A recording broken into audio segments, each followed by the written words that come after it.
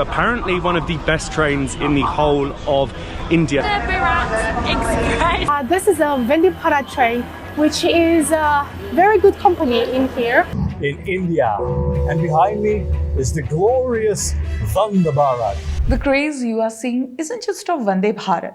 It's also about Prime Minister Narendra Modi's विकसित Bharat vision. जी हाँ, अभी आपने जिन विदेशी पर्यटकों को देखा और सुना वो नए और विकसित भारत की जानकारी दे रहे हैं, क्योंकि विकसित भारत की तस्वीर में वंदे भारत अहम रोल प्ले करती है, जो आपको भारत में बैठे कुछ कथित पत्रकार कभी नहीं बताएंगे। ये नैरेटिव कार केवल आपको विकसित भारत पर नुक्स निकालते ही नजर आएंगे। वंदे भारत और कुछ चमकदार स्टेशन को इस तरह से दिखाया गया है जैसे यही रेलवे की असली तस्वीर हो, मगर क्या वंदे भारत ही रेल की असली तस्वीर है?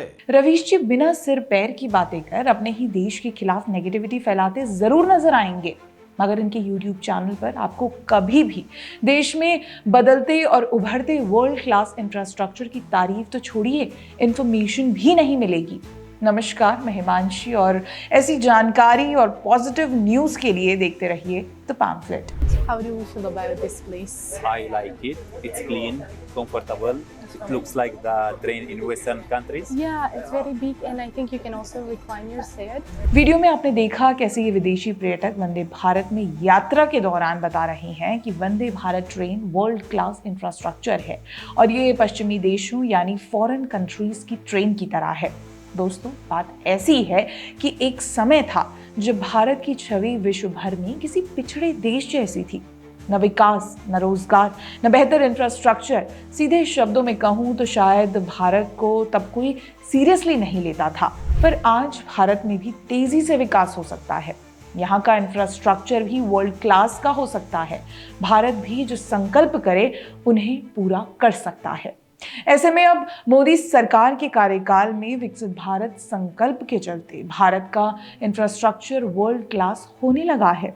तेजी से भारत का विकास हो रहा है तो इन विदेशी पर्यटकों को हैरानी हो रही है कि अरे, ये तो पश्चिमी देशों जैसा ही है। How do you feel about this place? I like it. It's clean, comfortable. It looks like the train in Western countries. Yeah, it's very big and I think you can also recline your seat. सोचिए, इन विदेशी पर्यटकों की भी भारत को लेकर एक छवि हुआ करती होगी जो शायद 2014 से पहले वाले भारत की होगी, जब भारत में वर्ल्ड क्लास इंफ्रास्ट्रक्चर होना असंभव सा ही था, एक सपने सा ही था, जैसा मैंने आपको पहले भी बताया। और अब क्योंकि मोदी सरकार के कार्यकाल में ये संभव हो पाया है और पटरियों पर अब वंदे भारत ट्रेन दौड़ रही है, तो ये विदेशी पर्यटक इसकी तारीफ करते नहीं थक रहे। और खास बात तो ये है कि इन यूट्यूबर्स को लाखों व्यूज मिलते हैं, जो हमारे कथित पत्रकारों को भी मिल ही जाते हैं, जहां वो भारत के खिलाफ अपना प्रोपेगेंडा चलाते हैं। मगर ये प्रोपेगेंडा इन विदेशी पर्यटकों के यूट्यूब चैनल पर आकर ध्वस्त हो जाता है जब वो भारत के इंफ्रास्ट्रक्चर को वर्ल्ड क्लास का बताते हैं और यहीं से लोग भारत के बारे में अपनी राय बनाते हैं। ये देख पाते हैं कि भारत ने असल मायनों में कितना विकास किया है। और ऐसा भी नहीं कि ये विदेशी पर्यटक केवल भारतीय रेलवे की ही प्रशंसा कर रहे हों। ये वीडियो देखिए। India now has some of the best roads in the world. Who would have thought you could say that a few years ago?